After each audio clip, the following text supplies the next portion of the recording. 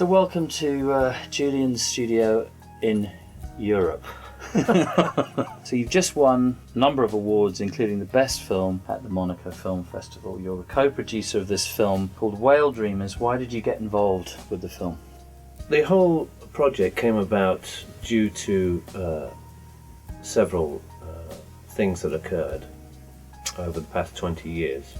One of them being my long-standing great friendship with Kim Kindersley, the director, with whom we've talked about and written scripts before in relationship to movies and films of this kind. The other one being that when I was on tour in Australia, I met one of the tribes out there, the Mirning people, and I learnt of their plight and their story and how it related to so many other tribes across the world. And I just felt it was extremely important in this day and age to try to reconnect with our past, with all the different cultures that can give us a great deal of wealth and understanding about this planet that we live on. And the fact that they have survived over thousands of years and are still here and are still strong. Even though the Mirning were declared extinct in 1956 by the Australian government, it just goes to show that there is incredible strength and heart within us all, that if one wants to survive and one wants to continue living on this beautiful planet, that we must respect it. I can change, you can change everything wrong with our life. The original core of the film, I know it's grown a lot since then, was this gathering, and I know that you actually supported that coming about, and apparently there were something like 80 different Indigenous people from all over. But there was also some kind of a prophecy that they have around a white whale. Do you believe that these Indigenous prophecies have a power and relevance in the world today, in such a high-tech world? Well, I think a lot of things to do with Indigenous tribes and their prophecies is again all to do with the connection of being attached and associated with the earth as a living, breathing organism, as we are all part of it. Without one, there is no other. We all need to look after ourselves and the planet. And so I believe that, each tribe in their own way has taken on their own totem as a sponsor for their dreams, their beliefs, their connection with the earth and the spiritual world. And so doing the film was a nice way to bring this about, to bring this back to the attention of what this is all about. And the film especially was really about trying to bring as many tribes as we could, Indigenous tribes from across the globe, together for the first time in history, so that they could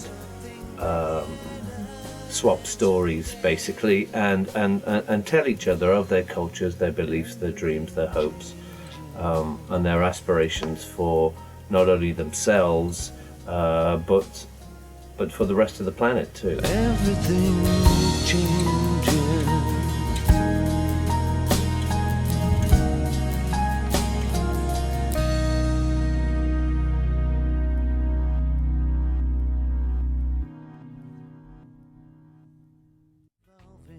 Well, there's so many different stories within the story, and it's extraordinary how they're all connected. Apparently, you went out on the music side of things, obviously, went out and re-recorded Saltwater. But tell us how you went about that, and apparently there's Aboriginal chants in it as well. Yeah, when Kim and I were discussing the music, there was already someone on board who was dealing with the main theme of the film, who's done an incredible job. And I just felt that I'd like to contribute musically as well, and I thought that there couldn't be a better choice or representation for this film and many like it than Saltwater. which was very successful around the world, which was done many years ago. But I felt it needed updating, and that there needed to be a bit more hope in the sound of the track itself.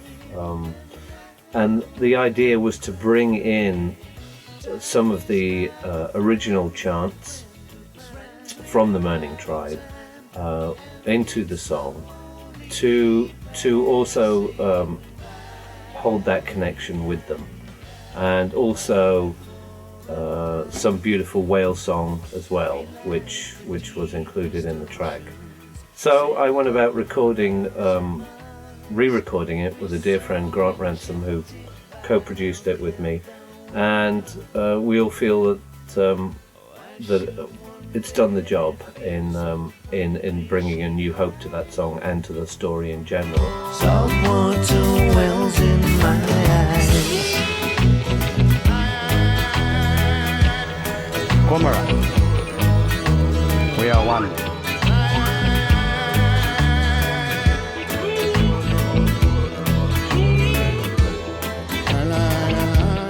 Is it true that you've donated all the proceeds of Saltwater to the Greenpeace campaign Defenders of the Oceans? Is that right? Yeah, it's true that I decided to donate the proceeds of the single to the Greenpeace campaign.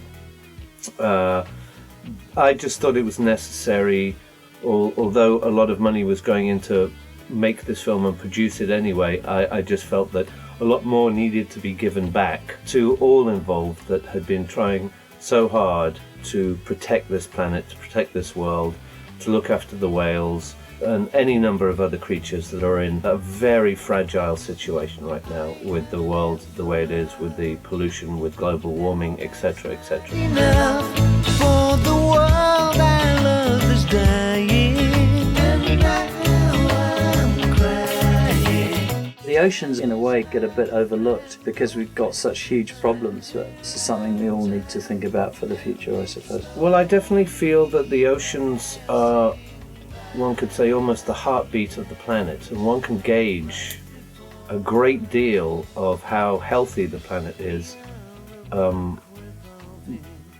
in knowing what the situation with the oceans are.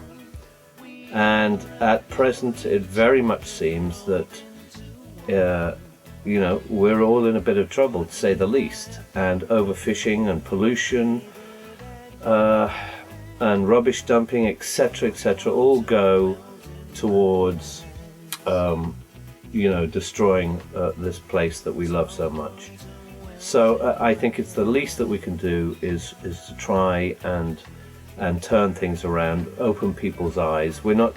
Nobody's trying to shove the problems down people's throats, but it is something that everybody needs to be aware of, and to try, if within their heart of hearts they truly believe the problems that do exist, that one way or another we'll all try and pull together to do something about it.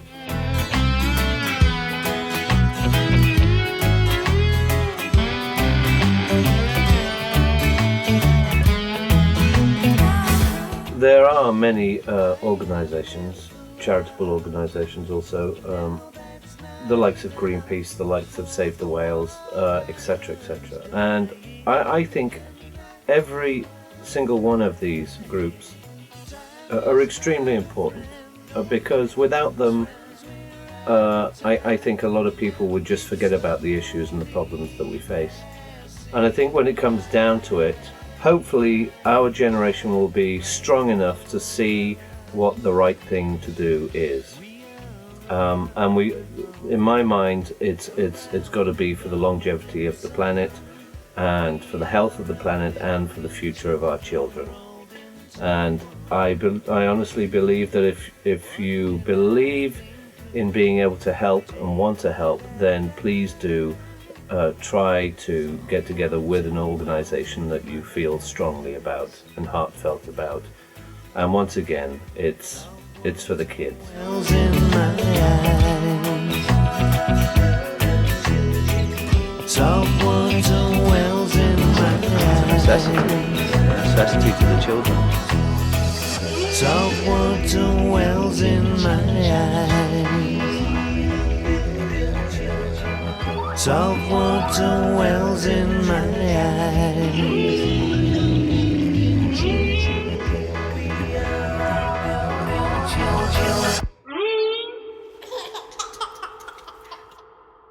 I mean, it seems like this film, you've just got this Best Film Award and so on, so would that be your hope for the film, that it's not just really about entertaining people, that you want to get people to take action, join groups like Greenpeace and save the whales again?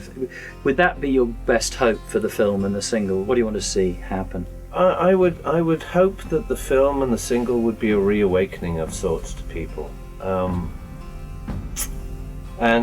You know, I'm also very, very happy that An Inconvenient Truth has brought light to this situation and the problems that we face again to the public's eye.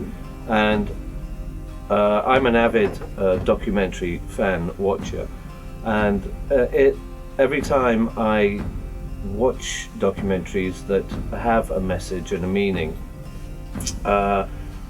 it reawakens me, and it reminds me how fragile we all are and that we need to take care of ourselves and this world. The tribe gave you a sacred white feather, and apparently it's the indigenous symbol of peace and truth to all the tribes of the world. Are people going to have to go and watch the film to find out the significance of that, or could you tell us about it? Well, I think people are going to have to see the film in relationship to the significance of the white feather. I mean, to me, it's always been a sign of peace. But there's a lot more to the story than that. So the film, I'm afraid, is the only way to understand.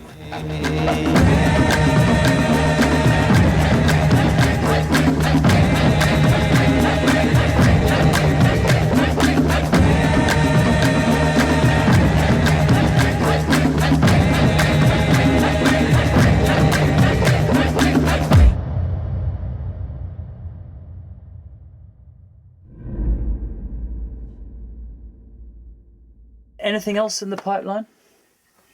No. No.